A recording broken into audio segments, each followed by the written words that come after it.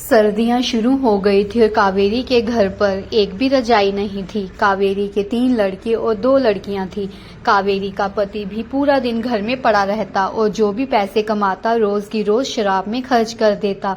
कावेरी बेचारी बहुत दुखी हो गई थी। उसे समझ नहीं आ रहा था कि वे अपने घर का गुजारा कैसे करे। कावेरी के तीनों लड़के बड़े थे और लड़कियां छोटी थी। कावेरी के तीनों लड़के कहने लगे, माँ पापा तो आपको पैसे देते नहीं, शराब पी पी कर और जुआ खेलकर सारे के सारे पैसे उड़ा देते हैं। ठंड भी दिन ब दिन बढ़ती जा रही है, हम सबको ठंड लगती है, एक भी रजाई नहीं है हमारे पास। पहले जब पापा शराब और जुआ नहीं खेलते थे तब हमारे घर का खर्चा थोड़ा बहुत चल जाता था, अब तो स्कूल की फीस देना भी मुश्किल हो गया है। कावेरी बेचारी अपने बच्चों की बातें सुन रही होती है और सोचती है कि क्या जवाब दूं मैं अपने बच्चों को, और आंखों से पानी आ जाता है। तो कावेरी जंगल की तरफ चल पड़ती है। तो बच्चे पूछते हैं कि माँ आप कहाँ जा रही हो, हम भी आपके साथ चलेंगे। तो कावेरी कहती है कि बेटा तुम सब घर पर ही रहो, मैं जंगल जा रही हूँ, वहां से फूल तोड़कर लाऊंगी और उन्हें बाजार में बेच दूंगी, कुछ ना कुछ तो पैसे मिलेंगे ही ना। तो कावेरी के तीनों बेटे कहते हैं कि माँ हम आपके साथ चलेंगे, आपको अकेले जाने नहीं देंगे। काफी जिद करने के बाद कावेरी बोलती है कि ठीक है, पर तुम में से एक दोनों बच्चियों के साथ रहो, वो घर पर अकेली हैं। फिर कावेरी अपने दोनों बेटों के साथ जंगल की तरफ चल पड़ती है। जंगल में दोनों बेटे अपनी माँ के साथ फूल तोड़ने लग पड़ते हैं। बेटे जिस फूल को तोड़ते फूलों के कांटे भी उनके हाथों में लग जाते। कावेरी अपने बच्चों की तरफ बड़े प्यार से देखती है और बोलती है कि बेटा तुम दोनों बैठ जाओ, मैं तोड़ लूंगी फूल। तो दोनों बेटे कहते हैं कि माँ हम भी आपकी मदद करेंगे। कावेरी और उसके बेटे काफी फूल इकट्ठा कर लेते हैं और कावेरी अपने साथ एक दुपट्टा लेकर आई थी जिसमें वे सारे फूल डाल देती है और वहीं बैठकर फूलों की मालाएं भी पिरोने लगती हैं। दोनों बेटे अपनी माँ के साथ लग जाते हैं। काफी सारी मालाएं बनाने के बाद तीनों बाजार की तरफ चल पड़ते हैं और मंदिर के सामने बैठ जाते हैं। मंदिर में आते जाते लोगों को मालाएं और फूल देते हैं। ऐसे करते करते उनकी सारी मालाएं और फूल बिक जाते हैं। कावेरी और उसके बेटे शाम को खुशी खुशी घर वापस आ जाते हैं। कावेरी रास्ते में उन्हीं पैसों से घर के लिए आटा चावल और कुछ राशन ले लेती है। जब घर आती है तो देखती है कि उसका पति फिर से शराब पीकर अंदर चारपाई पर लेटा हुआ था और तीनों बच्चे आपस में खेल रहे थे। माँ को देखते ही सारे बच्चे आंचल से लिपट जाते हैं और बोलते हैं कि माँ तुम आ गई, हम कब से आपकी राह देख रहे हैं। तो कावेरी कहती है कि चलो मैं तुम सबके लिए खाना बना देती हूँ। फिर कावेरी खाना बनाने लग पड़ती है, सब बच्चों को भरपेट खाना खिलाती है। तो कावेरी का पति कहता है कि कावेरी मेरे लिए नहीं बनाया खाना, मुझे भूखा ही रखेगी। तो कावेरी कहती है कि आपको क्या जरूरत खाना खाने की, आपका जुए और शराब से ही पेट भर गया होगा। कावेरी गुस्से में बोलती है। सारे बच्चे बोलते हैं कि माँ आज तो बहुत ज्यादा ठंड हो गई है, हमें भी रजाई चाहिए, रात को बहुत ज्यादा ठंड लगती है। कावेरी कहती है कि मैं रजाई ला दूंगी, अब मैं झोंपड़ी में आग जला देती हूँ जिससे तुम सबको ठंड भी नहीं लगेगी। कावेरी और उसका बड़ा बेटा बाहर से लकड़ियां लेकर आती हैं और आग जला देते हैं।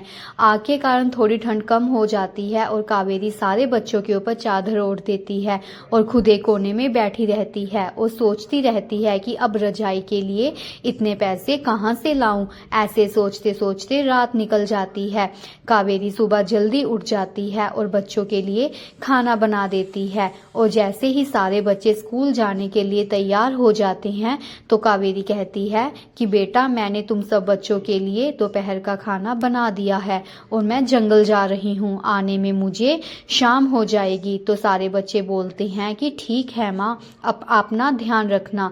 ये कहकर बच्चे स्कूल के लिए चले जाते हैं। कावेरी भी जंगल की तरफ चली जाती है। आज कावेरी सबसे पहले फूल तोड़ना शुरू कर देती है, उसके बाद वे छोटी छोटी लकड़ियां काटती है ताकि उनकी छोटी छोटी टोकरियां बनाई जा सके। फूलों को तोड़ने के बाद उनकी मालाएं बनाती है और मंदिर की तरफ चल पड़ती है। मंदिर के सामने बैठ जाती है और साथ में टोकरियां बनानी शुरू कर देती है। आते जाते लोग कावेरी से फूल और मालाएं ले जाते हैं। कावेरी ने एक एक करके 5 टोकरियां बना दी। लोग कावेरी की हाथ की बनी हुई टोकरी को काफी पसंद कर रहे थे। कावेरी की टोकरियां सारी बिक गई और अभी 3 मालाएं पास पड़ी थी। कावेरी सोचती है कि जब तक ये मालाएं नहीं बिक जाती तब तक मैं एक या 2 टोकरी और बना देती हूँ। अब मालाएं भी बिक गई और टोकरियां भी। कावेरी बहुत खुश थी और सोचती है कि आज तो मैंने कल से ज्यादा ही पैसे कमाए हैं, पर इन पैसों की रजाई नहीं आएगी। फिर सोचती है कि चलो दुकान से पूछकर देख लेती हूँ। दुकान पर जाती है तो कुछ पैसे कम पड़ जाते हैं। कावेरी कहती है कि भाई साहब थोड़ा उधार कर लीजिए, मुझे रजाई की बहुत जरूरत है। मेरे बच्चे इतनी ठंड में बिना रजाई के सोते हैं। तो दुकान वाले को कावेरी पर तरस आ जाता है और बोलता है कि कोई बात नहीं बहन, तुम बाकी के पैसे कल दे देना। कावेरी बहुत खुश होती है और भागती हुई अपने घर वापस आ जाती है। जब अपनी झोंपड़ी में पहुंचती है तो सारे बच्चे कावेरी का झोंपड़ी के बाहर इंतजार कर रहे होते हैं। जब वे कावेरी को हाथ में रजाई देखते हैं तो उनकी खुशी का कोई ठिकाना नहीं रहता और भागते हुए सारे रजाई पकड़ लेते हैं और झोंपड़ी में आ जाते हैं। बच्चे बहुत खुश होते हैं और बोलते हैं कि माँ आज हमें ठंड नहीं लगेगी। कावेरी नीचे जमीन पर चादर डालकर ऊपर बच्चों को रजाई दे देती है और साथ में आग जला देती है। सारे बच्चे सुकून के साथ सो जाते हैं। कावेरी को भी अच्छा लगता है और बोलती है कि कल मैं और ज्यादा मेहनत करूंगी और दुकान वाले भैया के बाकी बचे पैसे भी वापस कर दूंगी। अगली सुबह कावेरी का पति कावेरी को बोलता है कि मुझे शराब के लिए कुछ पैसे दे, नहीं तो मैं तुम्हें जंगल नहीं जाने दूंगा। कावेरी कहती है कि मेरे पास तुम्हारी शराब के लिए कोई भी पैसे नहीं है। कावेरी का पति कावेरी के ऊपर हाथ उठाता है तो सारे बच्चे अपनी माँ की तरफ देखने लग पड़ते हैं। कावेरी का पति कावेरी को मारता है तो सारे बच्चे अपनी माँ को बचाने का प्रयास करते हैं। कावेरी का पति बोलता है कि अब से मैं घर वापस नहीं आऊंगा, मैं भी देखता हूँ कि मेरे बिना तुम घर कैसे चलाती हो। तो कावेरी कहती है कि तुम कौन सा मुझे घर के राशन पानी के लिए पैसे दे रहे हो। इतना कहकर वे बाहर चला जाता है और कई दिन घर वापस नहीं आता।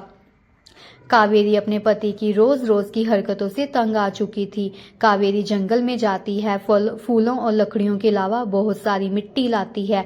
उस मिट्टी से वे बहुत सारी भगवान की मूर्तियां बनाती है।